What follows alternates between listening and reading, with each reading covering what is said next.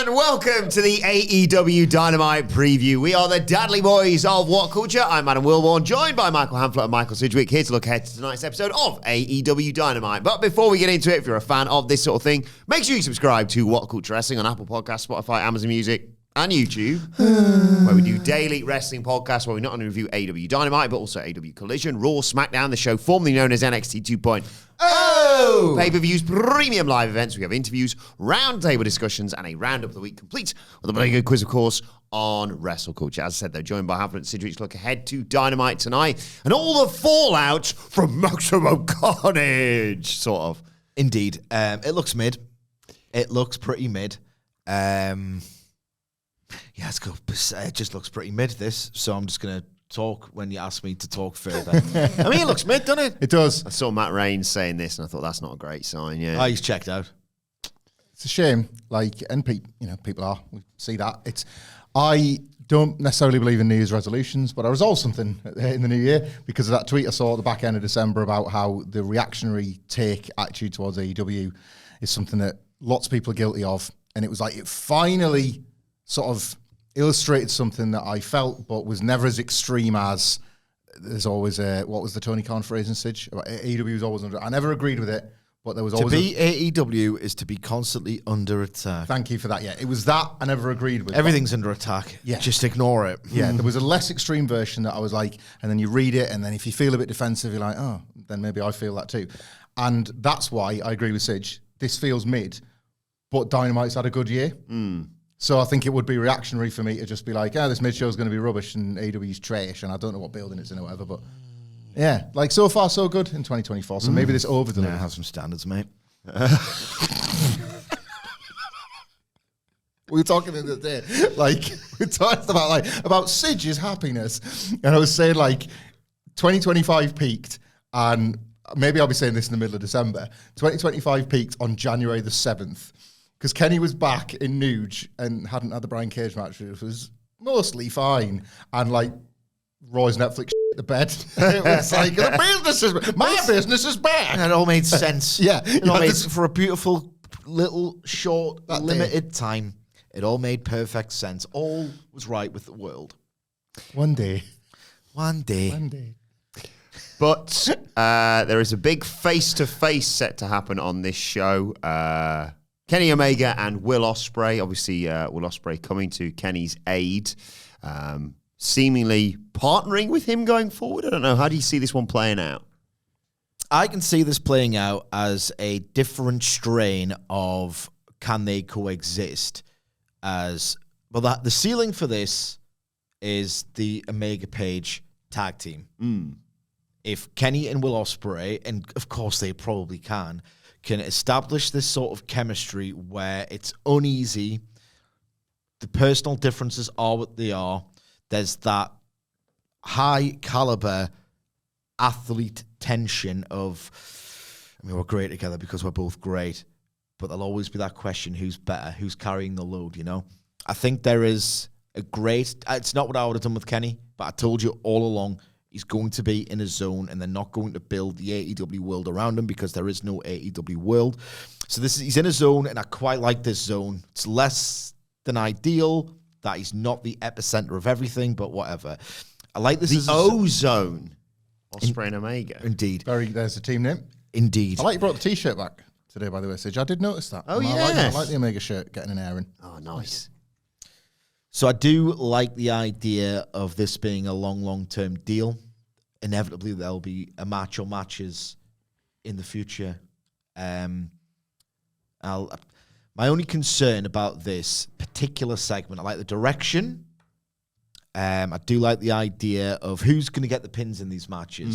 Is it going to be a subversion of the Omega Page thing where Omega was the guy in the Hangman Page story? And Hangman Page was always getting those wins for the team. It was really, really great wrestling as a vehicle for storytelling stuff because they barely promoted, really.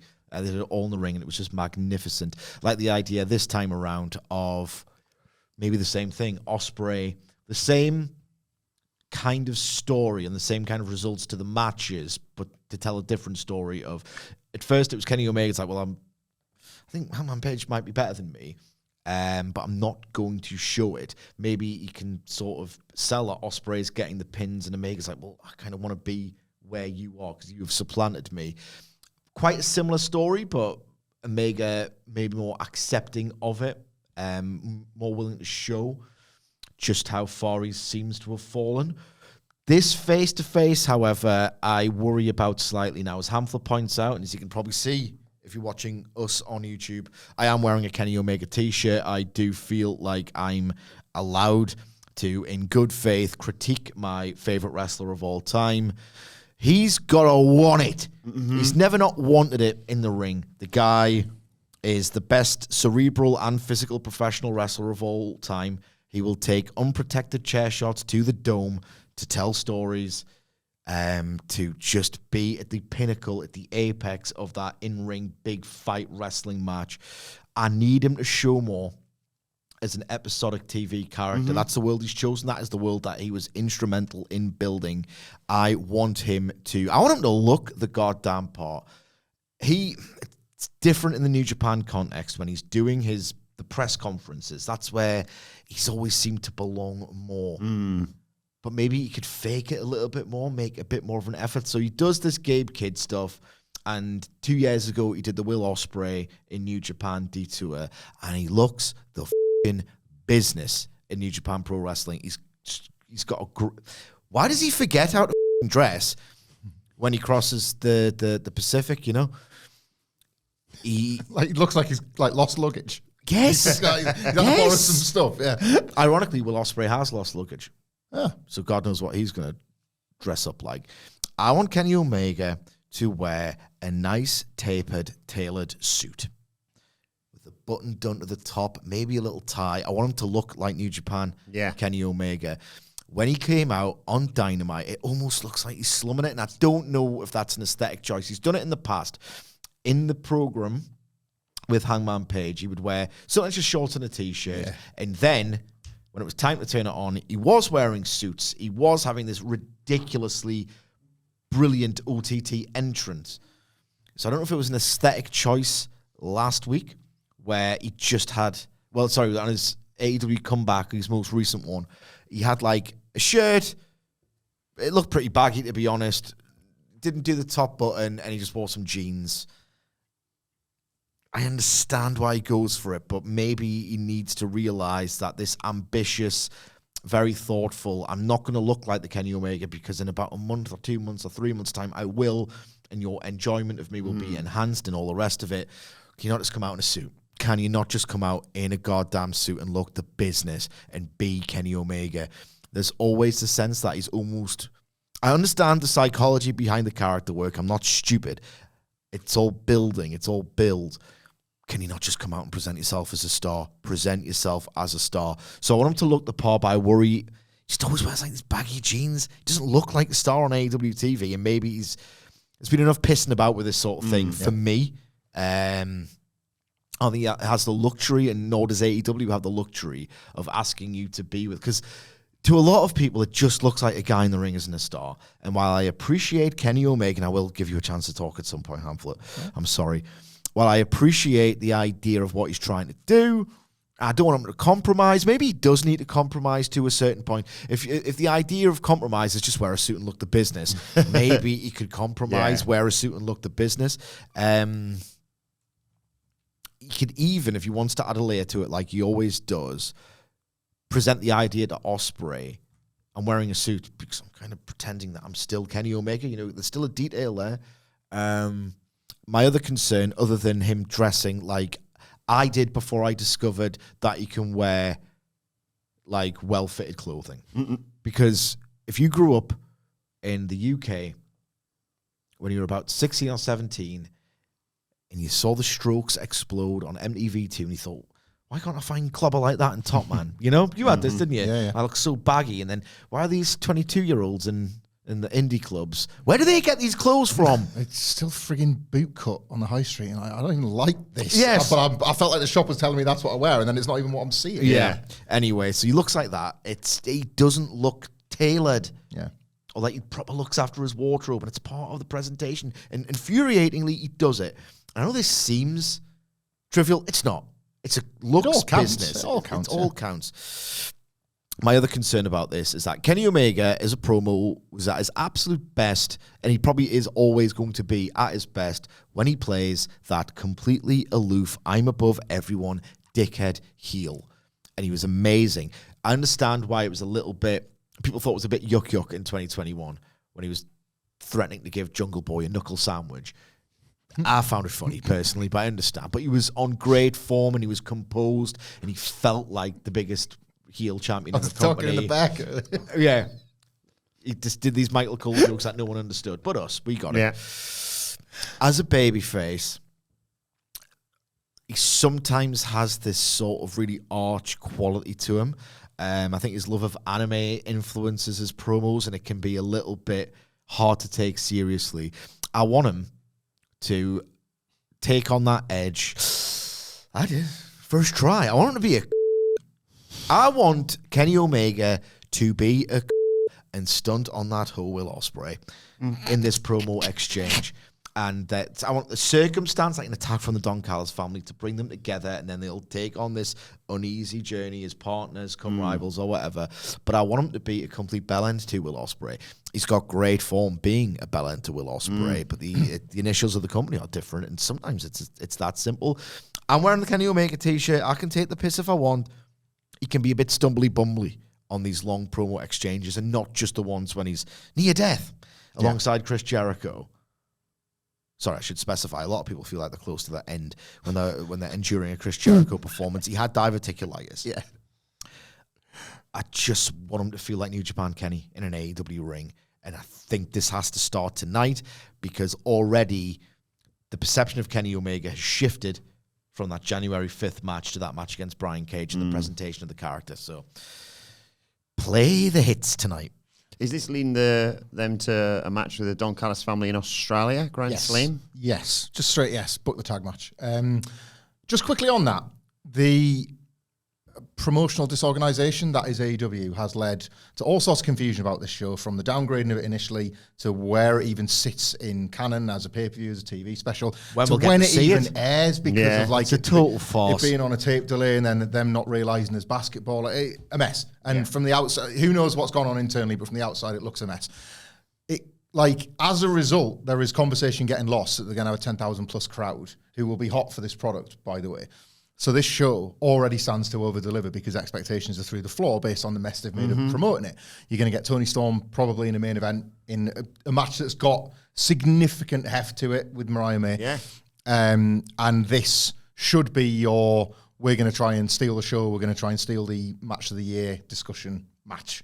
And then those fans that, like, a town that it looks like you've killed, you have in fact strengthened for one day when you return because they remember the feeling of getting to see this tag match. And so there's like lots of positives from this Grand Slam, but understandably, like, it's AEW's fault that nobody's really discussing those. So I just think it's worth mentioning that and why this match is worthy of that card.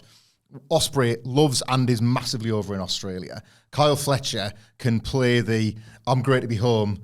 Actually, I'm really obnoxious being home, and they boo me anyway, like Grayson Waller did when WWE went to Perth. You think he's going to get this massive cheer, and then he's a complete, I don't like it here anymore. I can't wait to get home. You know, it's really easy to do that sort of thing, and the match is going to be amazing. So the fans are going to look and feel like a peak era that experience could be great, right? So, like, shoot for the stars with that, with all of that. On Omega, on Sidge's sort of assessment of Omega, a couple of things really stuck out there that I think it's worth talking about in a way that, we're all super supportive of Kenny, like big fans, like obsessive to a degree in all the good ways on Kenny Omega. Compromise and luxury were two words you used there. In 2019, they had the luxury of being a brand new show with so many new ideas that Kenny Omega's slow start was like worth trying. Yeah. We can still to this day debate how successful it was, but it was brand new.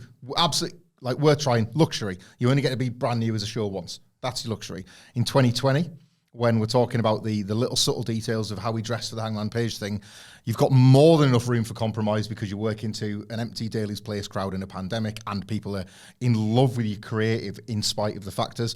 So those were the times for luxury and compromise.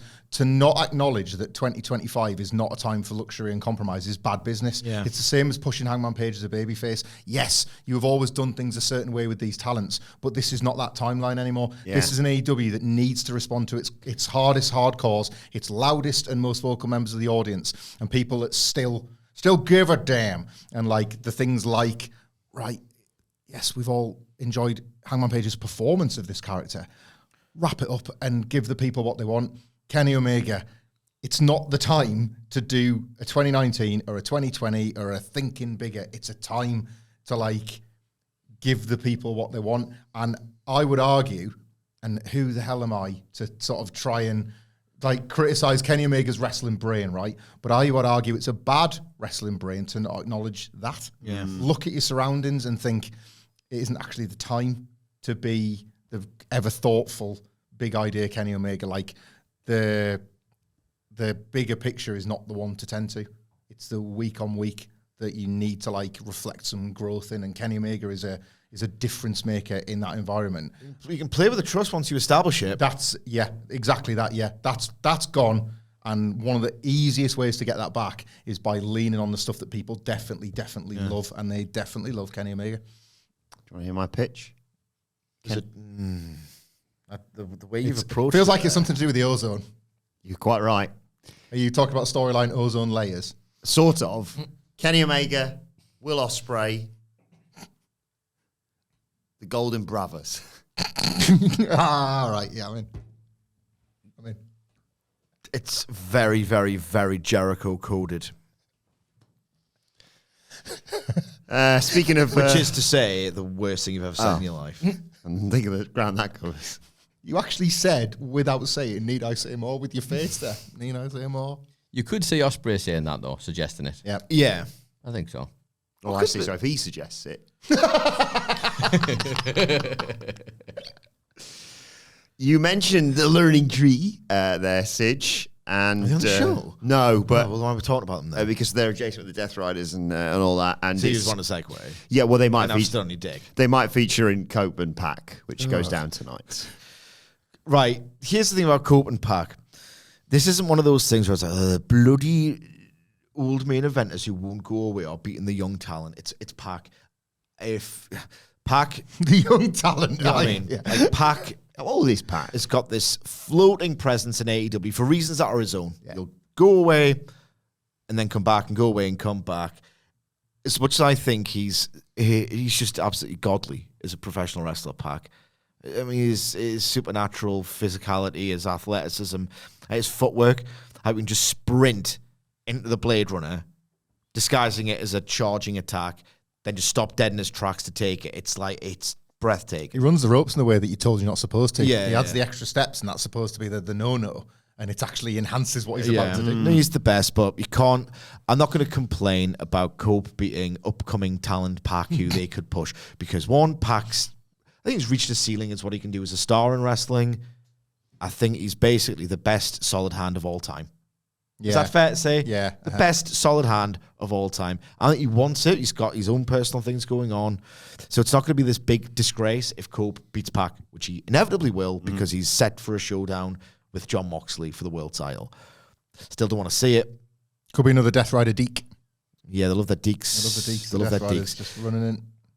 Ultimately, I still don't want to see it. I don't think it scans as this big disgrace. These Vincey, and you can't have him beat him. Yeah. It's not that. It isn't. And if there's any outrage about it tomorrow, it'll be completely uninformed.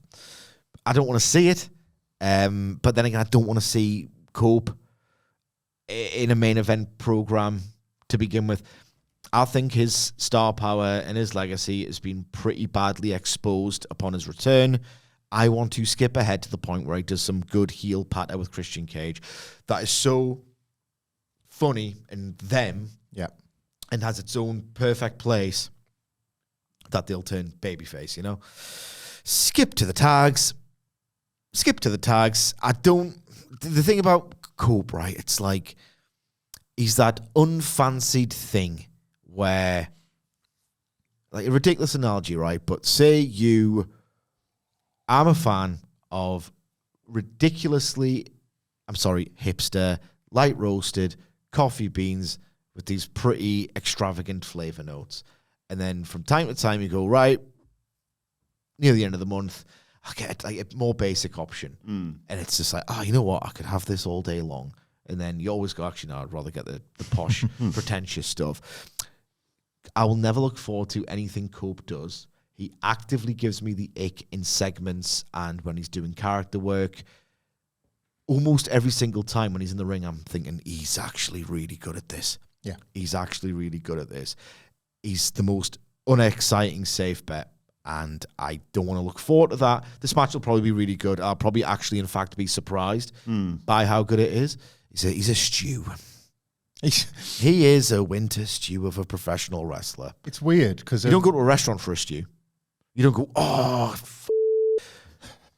long day at work, sure, we get a stew on.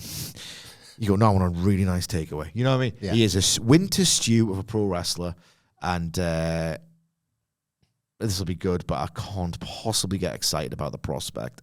Still think they're heading to Revolution? 7 weeks, including this week's Dynamite. I'm thinking they're not. I want to pay you £2.05 in the form of a lukewarm pastry. Yeah. Grand Slam again for me.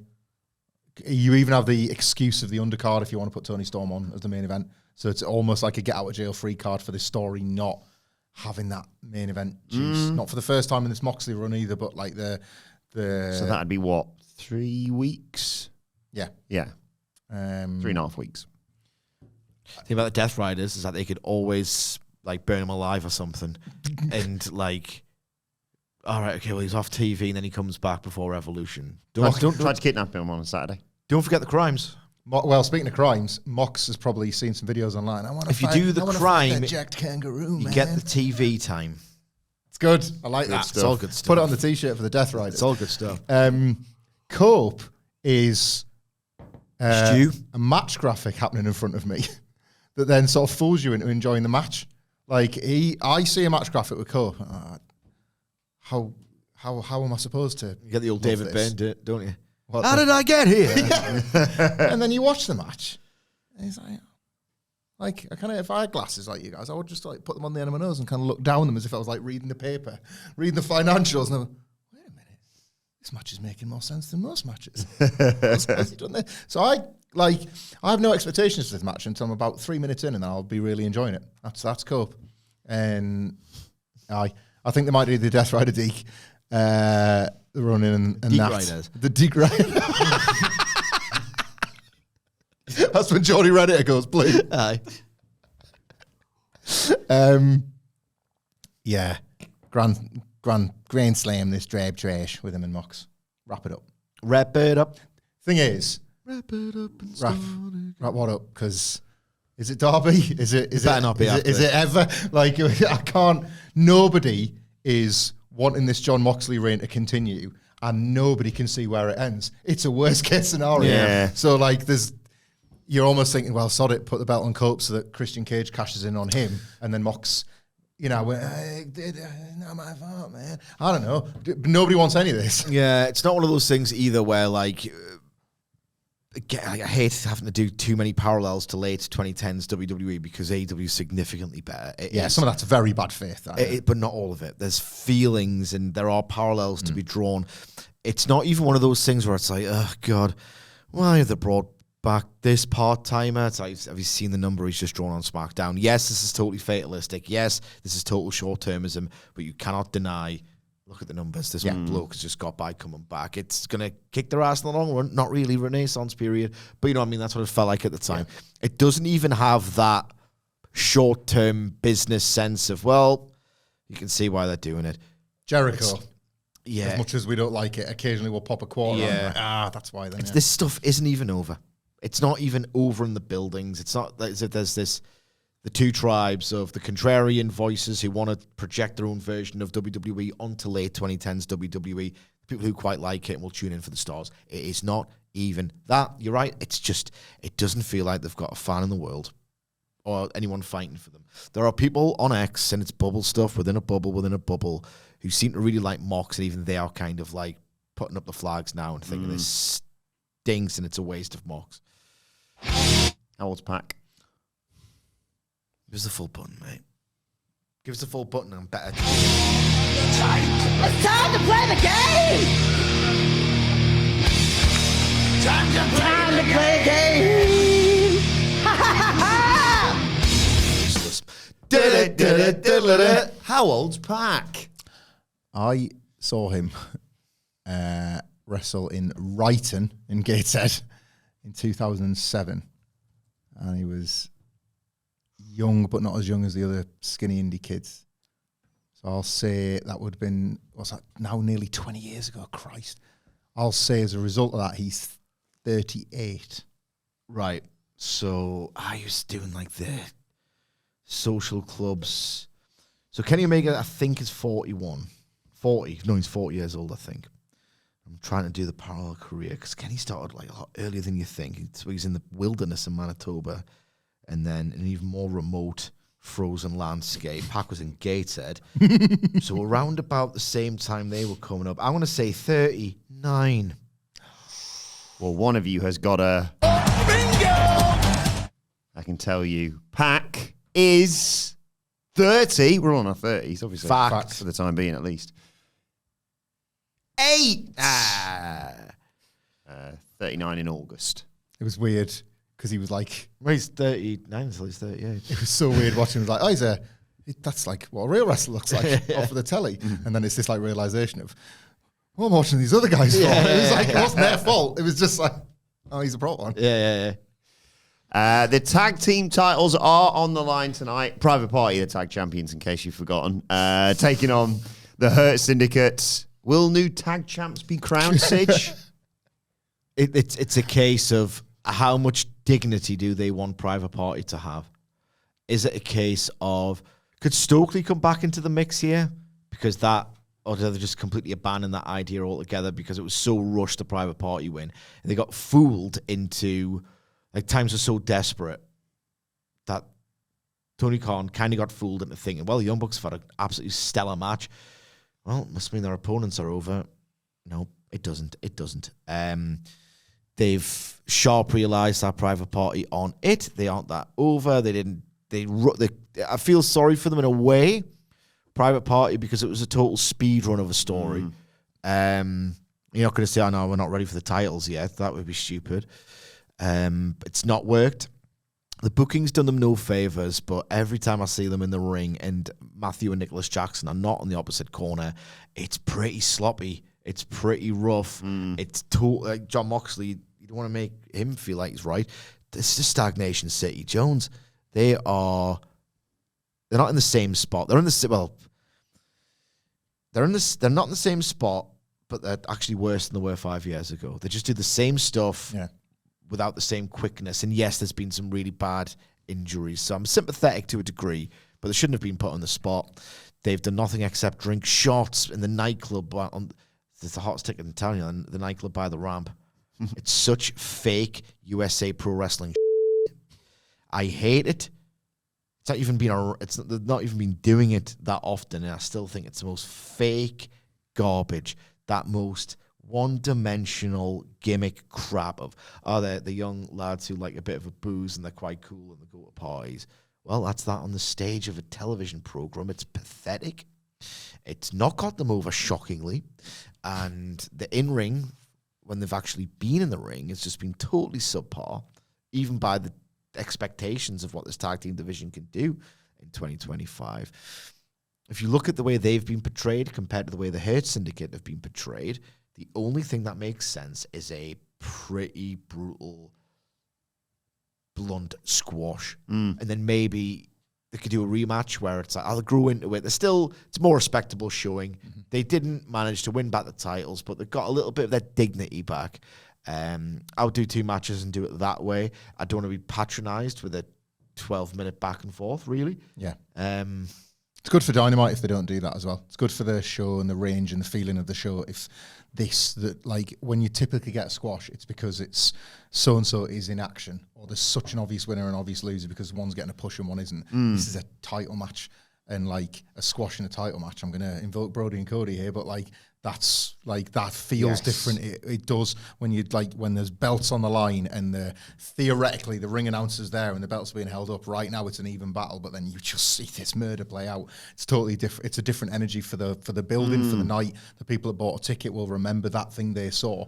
And to that point about the club on the top of the ramp, in the absence of Brody smashing Cody over the head with the bag, Hurt Syndicate smashed the club up. Yeah. And it's like this. It's not just the death of Private Party in the ring. It's the death of the idea that they were ever that level. And then I totally agree with Sidge. You get to the rematch where they lose with a bit more dignity, but in fact, it's then that you go back to the story they were telling before winning the belts where it looked like they were going to split. And the dignified loss should make you think, like maybe we get back on the horse and we try again. No, it reveals the sort of the heel turn because it's like the embarrassment and the shame of the first loss never really goes away, and it sort of eats away, and then split them up.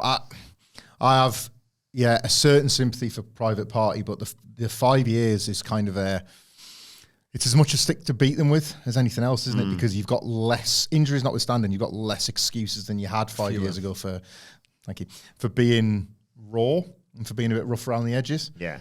It's an indictment of the ability to develop within AEW, the way that they're set up, reps-wise and the like. Yeah, I will say it's a lot. There's a lot to it. I will say as well, like one of the things about Tony's ridiculous signing spree is that because he got Cope needs a singles match on pay-per-view. All right, we've just got Ricochet. He needs one, and then so on and so on and so on and so on. It goes back a lot further than that. Swerve will need, and he's earned it, but he'll need accommodating.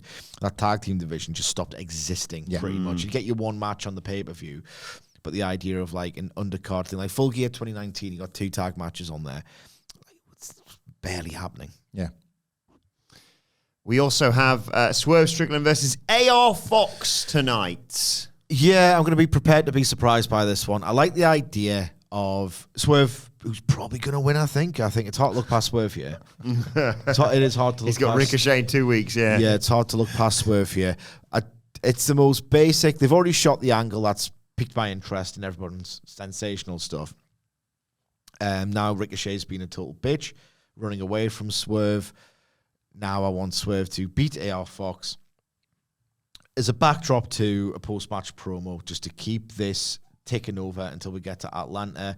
And my fantasy book, and I'll probably repeat it until we get there, if we get there, is Ricochet cheats to win on TV. And then given that this all started, well, it all sort of intensified from the scissor angle, do some kind of violent plunder match at Revolution with scissors in play during it. Any sort of, I just thought of this, it just popped into my head, any sort of hiding in plain sight of like a Max Caster involvement in all of this? Like, he's an arsehole, Ricochet's an arsehole, scissors, I don't know. They are telling those separate stories, and I expect them to come together at some point. Like torn up / rescinded Hurt Syndicate cards. Yeah. Keeps them together there as well, doesn't it? The scissors felt like a clue at the time. Yeah. But I wouldn't have it impact the result in any way. AR Fox cannot be going over Swerve, who you could argue is maybe about to take a win to get it back, and then he's already lost to Lashley. So I wouldn't do that this week, potentially. No. I will say, on this match, they've done Swerve versus AR Fox on AEW TV before. That was never going to be what it looked like in people's heads because it's not Killshot versus Dante Fox or whatever. Is it Mogul Embassy sort of? We were talking about that before, like the order of them being together, and then the Wembo thing kind of. They've been a team before, haven't they? They've been a team before. They've been a line before. They both kicked. They both bloodied Nick Wayne, for example. What a segment so I think the fact that they've already done one match, and it's like it was just the harshest thing. It's like, this wasn't one of those violent matches I've ever seen in my life. That's rubbish. So once we've established these men that are 6 years older aren't 6 years younger. Yeah. This is just a TV match, not a huge event in Lucha Underground. You know what I mean? So maybe I didn't see AR Fox in Lucha Underground. Oh, you know, I was kind of introduced. I'm not sure if I've mentioned this before. To AR Fox by AEW. All right, okay. I get that there. Yeah. Okay. So I think there'll be the expectation level won't be what it was when it was like, these are on a match graphic in AEW. Yeah. it should be good to very good. Swerve could do with putting in a killer in-ring performance. And I'm not saying that because he's in any danger of not being as over as he is. But the thing about this AEW, everyone could do with putting in a killer in-ring performance. That's the standard. So, bit of expectation on Swerve. I don't want this to be mid. I just don't have the best feeling about this lineup, you know? I was going to say, do you have Ricochet on commentary, or what do you want Ricochet to do here? But I assume he's just getting as far away as he can from Swerve, because Swerve has said, yeah, I'm fighting him on whatever it is in February, 5th of February, I think it is. Yeah. But if I see him, I'm going to choke his lights out before that. You don't want it to be too funny, but you can like a little bit of humor. Maybe he could like be poking his head around the tunnel. Mm-hmm. And Excalibur's like, did I just see something there? And it's Ricochet just trying to like pick his spot, but like looking a little bit scared at the same time. And then, I don't know, there's stuff that can do. Is there a way, you've made me think of something with Tunnel there, is there a way that you subvert one of the great Ricochet segments to make it work now that he's a heel? He was, awkward name to bring up, he was feuding with the Velveteen Dream, and he did that thing where he's like, he doesn't need to say a word, he just does that amazing flip dive and lands right in front of Dream, and the shock of, oh my God, you can do that, you got here in a second, what are you going to do to me in the ring? He tries like a sneak attack from the tunnel, but like misses, like flips, lands on his, misses Swerve. Swerve's able to like move out of the way, looks cool doing it. And then Ricochet realizes, Ricochet, oh, I wish I didn't get here so quickly, and runs away. Yeah. He's done his awesome flip thing, but then he's, oh God, I missed him, and he just bails. Like he's got the Ricochet thing, but now he's scared. Swerve's got that awesome thing where he can just do like that handstand out of the ring gimmick, which is insane. Maybe he could do that, but then you don't want to have people doing the mirror images stuff. Yeah, maybe just stay away from it altogether. Just keep the trash in the tray. I think because of the Cope match is not going to be anything more than a 50-50 exchange of stuff where Cope eventually wins. And you sense that this won't be. It's all the more reason why I want the tag to be a squash, because if the tag isn't, this should be a nice way to give this a bit of flavour and a bit of character would be if Swerve just squashes AR Fox. He's done that before, Swerve. He's not taking his time beating people, and it's good booking because you want somebody to feel dominant. You want to see the levels more than you do in AEW sometimes. It's by accident rather than design. This idea that like everybody's, even within the constraints of TV time, there's this element sometimes with the agent in that everybody's got to get a little bit of their shit in, and that can be damaging to the people you're actually trying to push. It sort of undermines the thing you're trying to do with a match like this. But then there's this like, you can almost hear the dissenting voice being like, but AR Fox is great, he's got to get his time.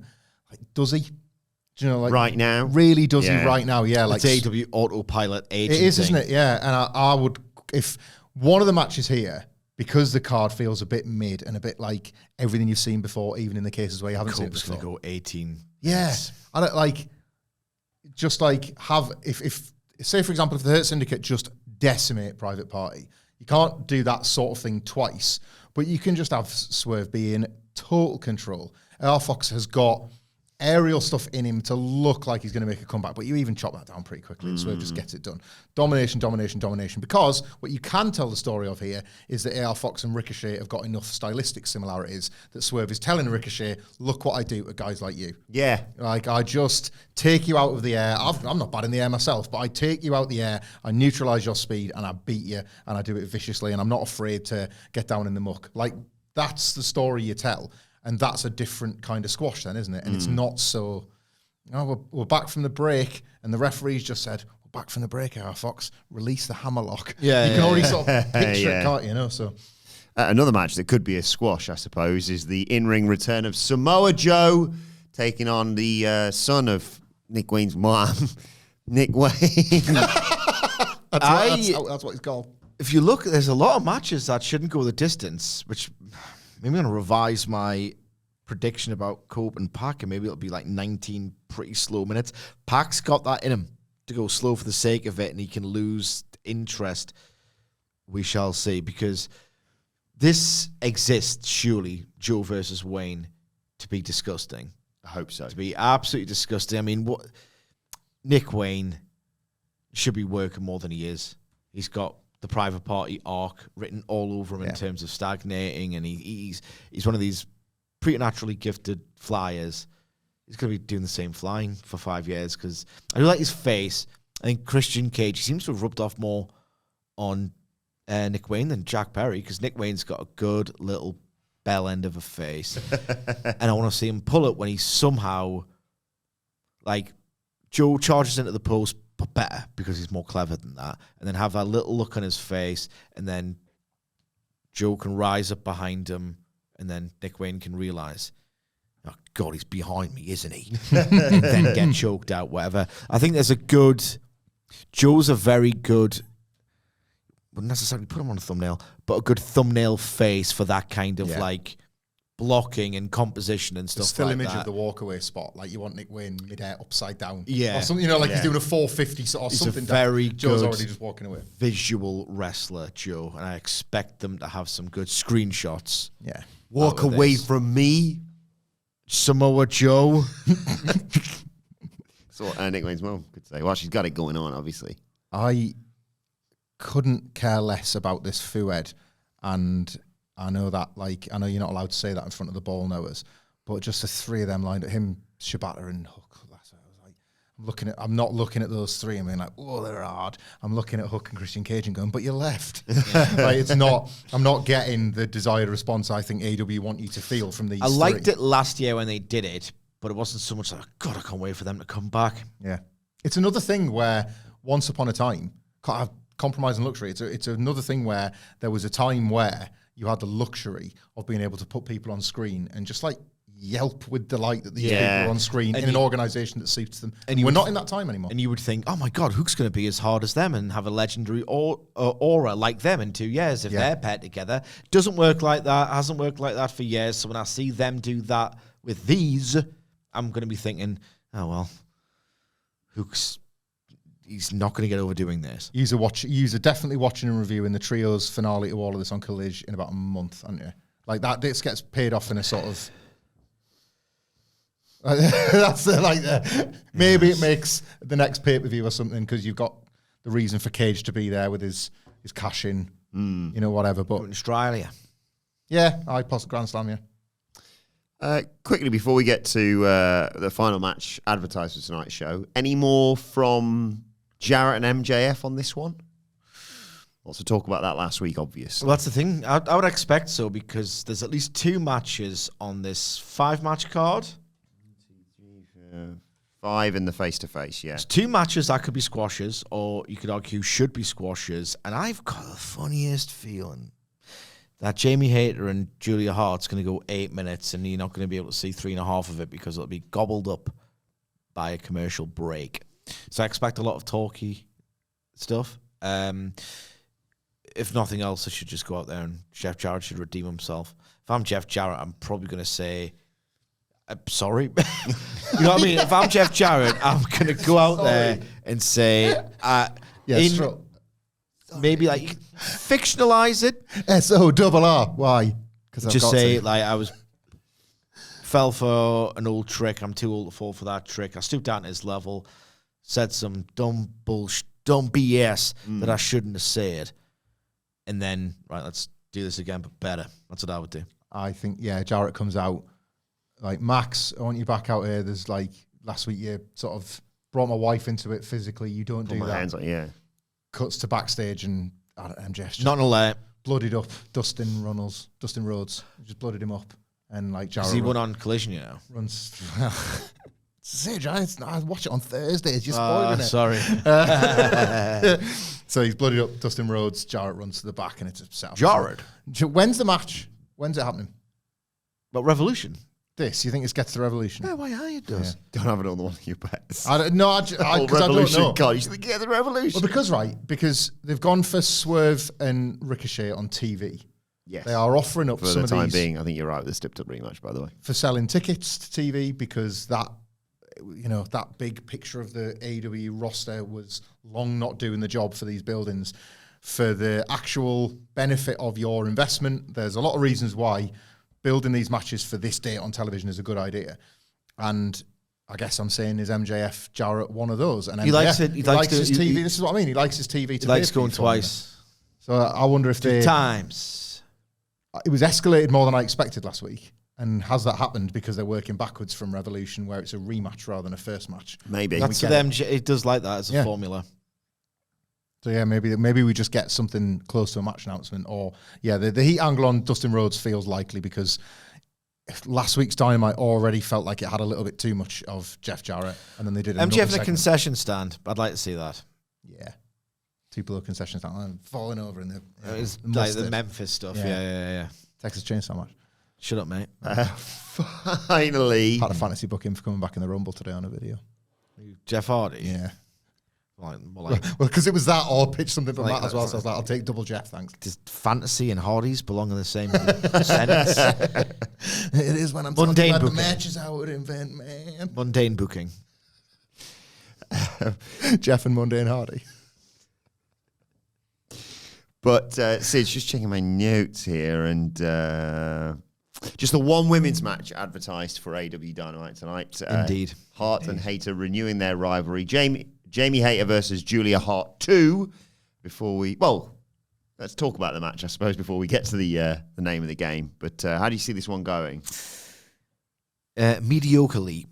I know that's not a word. Mediocrely. I was speaking about this on Collision, so I'll try and keep this brief because I'm just repeating myself. I don't really see it in Julia Hart. I think it worked early in the run because she did a lot of good character work and she really seemed to pay attention. And because she was new and you didn't know what her ceiling was, you were prepared to get in on the ground floor with that character. And she did improve her in-ring, and you thought, well, we're kind of off to the races here. And, well, all respect. And she had some really strong showings. Nothing blew away great, but, she's one of these with a 1.5 cage match. So you're thinking, right, well... Yeah, she's like 21, 22 or something. So how far can we go with this?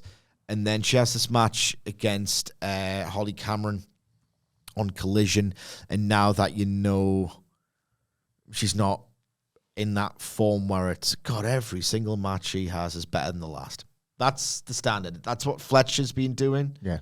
That's what Statlander did on the come-up. That's the standard. That's the expectation, fair or otherwise. Julia Hart had this match with Holly Cameron, and I was saying again, like, wrestle to your size. I'm not sizist with pro wrestling. I think Darby Allin you can make an argument that Darby Allin's the best wrestler in the world for how effective and valuable he is, yeah? And he's tiny. So I'm not like, it has to be Scott Steiner. But Julia Hart wrestles as if she's got that cerebral, sinister, dark character, and she can control her opponent because she's supernatural or leaning and borrows the aesthetics or whatever. You put that in practice and it's just a match where she's the featured person going over on an 8-minute TV match, and it's just a pretty basic and hollow and ineffective heat spot masquerading as a match. This is going to be more back and forth because Hayter's Hayter. I didn't think much of the first one, to be honest. Certainly doesn't warrant the second go-around match graphic. I just don't feel good about this. I don't feel good about it. Look, I've been too harsh here. Julia Hart's very, very early into her career. But how many times do we have to say it in our lives, in our careers, let alone one podcast when we've already invoked Private Party and Hook? It's the same different wrestler. Yeah. She will not get the opportunity to get that muscle memory. Everything becomes natural. And then when everything's down pat, then you get to like interact with the crowd and it becomes effortless. And that's when it was better. That's how these things used to go. AEW is not set up to push this type of wrestler, and Julia Hart is that type of wrestler. I also don't think, just to sort of heap more worry on the potential quality of this match, I don't think it's even controversial at this point to say that the Jamie Hayter comeback has fallen flat as much because of performances booking. I dare say one has informed the other. And we've got all the sympathy. That was a horrific injury she had. Yeah, like it was like the comeback was so anticipated as much as anything else because of how amazing her run was and how devastating and devastatingly timed that injury was. So that was always going to like heat this thing up to the point where, I'm sure I would have sat on this podcast and fantasy booked her making some sort of return. If you were going to get to a position where you could main event something with the women or at least have a main event, Tony Storm and Ryan May, whatever, you would have had Jamie Hayter going right back in at the top. Mercedes money, right back in at the very top, whatever the top is. It never happened. It's continued not to happen. And I don't know if Jamie Hayter is working to her push. I don't know if there's just like injuries and in wrestling are so harsh on the bodies in ways that we could never imagine, and it might just change your mindset towards business completely. But it feels to me like nobody, including Jamie Hayter, is particularly happy with how any of this is going. And at this point, I've got sympathy for her. Because you want it. Yeah, I've got sympathy for her, but at the same time, I'm thinking the only way for this to change, realistically, in like for women in North America, is you kind of have to wrestle your way out of this. Chris Statlander has had to wrestle her way out of a potential funk and that terrible turn, like middle of last year. Like Willow Nightingale has to wrestle to a standard just to keep herself in the game. Like Mercedes Moné seemingly has wrestled herself out of a bit of trouble, and she's a massive star compared to a lot of them. Like, tonight is huge in that sense because every single Jamie Hayter match is a sense to kind of wrestle your way back to belief, belief in yourself, but belief from the audience. It's all gone a bit, and you don't know when it's going to come back. Yeah. Jamie Hayter to win, just get the wing back. Yeah. But then probably for a decider then, Because Australia. You've just brought Julia Hart back with quite a bit of buzz and fanfare, and you've beaten her, so it's got to be for a thing. Yeah. Before we get to the name of the game, we have to get to the aim of the game, Sidge. We do. The aim of the game is to identify to the hour, minute, and second the first time you hear the first note for the first entrance theme for the first woman to come out and compete in the only women's match on Dynamite. Now, we play this game because we've spotted a pattern, and this pattern has taken hold for years now. And that pattern is thus: there is one women's match, and more often than not, AEW tends to hide it right before the main event. You could watch hour one of Dynamite and think, it's a bit regressive. They don't really do women's wrestling. They do. They just know when to promote it. And is it just possible that whether it's Tony Khan himself, ROH might indicate otherwise, or Warner, or just between them think, if we just do one match, we kind of have to. Why? Last time I looked at my calendar, it said 2025, and the bloody Wokes will kick off if we don't have women's wrestling on this show. And you think, that's a bit cynical, isn't it? Well, just because it's cynical doesn't necessarily mean it's wrong. Doesn't mean it's wrong at all. And if you just think like them, you start to think cynically, and you think, did they just put it in that 1 hour 20, 1 hour 25 minute range? And if we can just nail it, it would just prove us right. To think, right, okay, well, if we just put it before the main event, the idea, the psychology of the viewing audience would be, well, we've stuck around this long, put it with the bloody birds, I mean, half of whom are so much more interesting than all of the men, with few exceptions. But if they can just stomach the birds for 8 minutes, we'll bloody put an advert in halfway through. They don't even get to see that much of it. The psychology is, well, they've stuck around this long, they'll probably wait for the main event. And you're thinking, Sidgwick, can you jingle-ize this for me, please? Can you jingle-ize what you perceive to be AEW's cynical thought process about women's wrestling? Yes, I sure can. So here's the jingle. Don't worry, guys. When the women come out to play, the main event ain't too far away. That's the aim of the game. And in what I'm rapidly realizing is a potentially insensitive tribute to my biggest hero in all of life, David Lynch. This is the name of the game.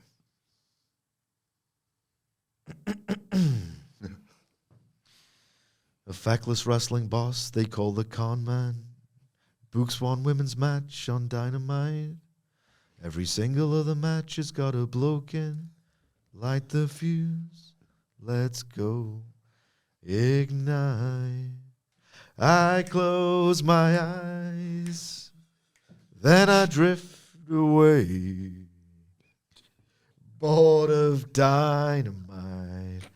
I softly say the silent prayer fantasy bookers do. Then I fall asleep to dream of match number 2. In dreams, I walk with you. In dreams, I wave Mox adieu. Good stuff. In dreams, you're mine. All of the time, there'll be no Jericho. In dreams, in dreams. I hope that was as uncanny as the best of David Lynch's back catalogue. Thank you. Roy Orbison can sing. That was. I will tell you that for nout. That was every kind of tribute. That was. Thank you. Thank you. I know what you said, dickhead. I know what you meant. I'm giving you the creeps, Emma. Here's to your pamphlet. Oh God, the Moxie bit was. That was very nice. It's what I come to work for is moments like that. Now we've got to get to the game. How did he get there? The game of the game. Yes, Oh, indeed. yeah. Thanks as always to the Panda Blair himself at Adam Blair at Adam Wilton 4 on X and Jose Palamores at the Ho 11, the guys who always take care of the data. Thank you for this sort of thing. The streak is alive, of course. Kick your ass. It's just on this, because we've always said if we nail it to the hour, minute, and second, Game ends. we've proven so it's last goal wins, right? So this dynasty that you've built up could be all over. 100%. Me or Sid just get it. You could come in. He's won 2023. The game ends forever if one of us gets it bob on. We'll still criticise the fact there's only Yeah, one win. No, we should keep doing it. Right. That's how I wanted to clarify that. It's 'cause like a golden snitch. We just win. What's the golden snitch? In Quidditch, you win the game. that Well, you don't little actually win the game. You get like 100 points. Ball with the wings, isn't it? I can't remember. So you've just been lying to people for 5 years. Cool. No wish, guys. Honestly, it only never ever gonna occurred do to me it. there. It's like if we can just. Well, well, to be honest, we started this game with We'll like just win the game. We keep playing it. We'll just win for once. we started this game with like, well, this will be a briefly lived feature. Yeah. When they inevitably strengthen the Like women's with division. the of signing of Yeah. Mercedes money and what have you. Yeah. It's been 3 years. We're still here. But I will go first, and I think I am going to say the women's match will begin at 1, 2, 3, 4, 5. I'll If go. I'm not here one week and it drops, then I'm going to be fizzing. By the way, I'll go second because I know this is going to be wrong. But seeing as you've just turned this into a gimmick, after how dare you? After Has the Sid, strategy ever failed me? after Sid has gone to all of this trouble to explain the aim and name of the game, and then you just make a gimmick out of it, right? Makes me sick to my stomach, G.O. I'm going to go with one of your other current gimmicks, and I'm going to say 20 plus 7. Dead. Okay. 27 minutes on the nose. 27 minutes. Women's match in the first hour. They do it once every now and then, the little tricksters. Yeah. Boom. Let's go ignite some of my cock in a fashion fly. Boom. Boom. I'll